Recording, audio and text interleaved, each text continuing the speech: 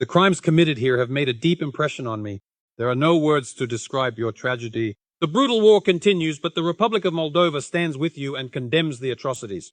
Moldovan President Maia Sandu spoke these words in Bucha, marking its liberation. As life has shown, these weren't just empty political phrases. Look at this story. She was recently nominated for the Nobel Peace Prize by... The proposal to nominate Maia Sandu for the Nobel Peace Prize was previously put forward by Norwegian Parliament member Arild Hermstad. According to him, she plays a significant role in defending democracy, the rule of law, and peace in Moldova. And here comes the most telling part. You would think discussions about awarding the Nobel Prize, it's always an honor. But in reality, Sandu immediately shuts down this topic altogether. And do you know why? Here's the reason. But she declined the offer, stating that the Ukrainian defenders are more deserving candidates. She said she would like Ukrainians who have been freed from Russian captivity to receive this prize. Today, I was watching Ukrainians who returned home from Russia. And these are people who truly deserve the Peace Prize. And now, quite logically and fairly, Maia Sandu is hearing this addressed to her in different parts of the world. This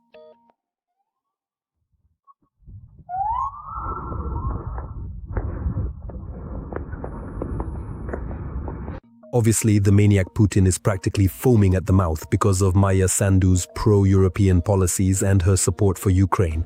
The situation is not unique, but it is the most illustrative because power in Moldova, just as in part in Ukraine, was in the full and literal sense of the word usurped by oligarchic structures, oligarchs who took control of all state institutions. God, how pathetic he is. And here, by the way, is some fresh Kremlin propaganda about Moldova. In Moldova and Ukraine, 10 people were detained who were preparing to assassinate prominent Ukrainians on orders from Russia. And here's another example of that stinking KGB-style Kremlin approach towards Chisinau. Russia's Foreign Intelligence Service has accused NATO of planning to use Moldova to prepare for a possible military conflict with Moscow. Of course, no evidence was presented. Yes, of course, there wasn't any. But let's not forget that on the territory of independent Moldova, there is this Russian enclave called Transnistria. There's just no other way to put it. That's Lenin, the main Lenin. He's become bigger and purer. And in those places where the old putty is falling off, everything is being repaired by workers dressed in gear reminiscent of Soviet-era gas workers. So the so-called Transnistrian leadership, following orders from the Kremlin, of course, decided to put pressure on Sandu.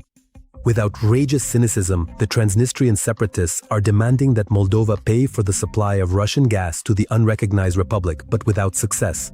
And that's the right thing to do. Transnistria proposed that Moldova jointly appeal to Russia and Ukraine to ensure gas supplies. The Transnistrian Ministry of Foreign Affairs made a statement. A response from Moldova came a couple of hours later. And that is essentially a refusal. Well, of course, it's a refusal. How could it be otherwise? What's the point here anyway? The Moldovan government believes that Transnistria will suffer from the uncertainty regarding gas supplies, at least until it switches from the Russian scheme to the one proposed by Chisinau. By the way, here's what local politicians have to say about this, like the ex-president, a sort of local version of Yanukovych by the name of Dodon. Here's what he says. Well, Dodon is for real. We don't need your help with Transnistria. Deal with your own problems. With Transnistria, we'll handle it ourselves. This is our territory, this is our country, and we will resolve this issue peacefully.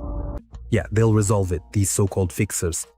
But I'd like to point out that during his visit to Ukraine, Moldova's Prime Minister Munteanu received confirmation of Ukraine's readiness to supply coal for Moldova's power plants. In fact, Kyiv had already offered this option back at the height of the gas crisis, the Transnistria crisis, which happened back in the winter of 25. But at that time, Tiraspol refused. So now, what questions could this Russian enclave possibly have? Well, tell me. the people of Transnistria need to decide for themselves. Do they want to be people or powerless mincemeat? Yeah, you couldn't have said it better. Here are the guys who live in Transnistria. A very telling story.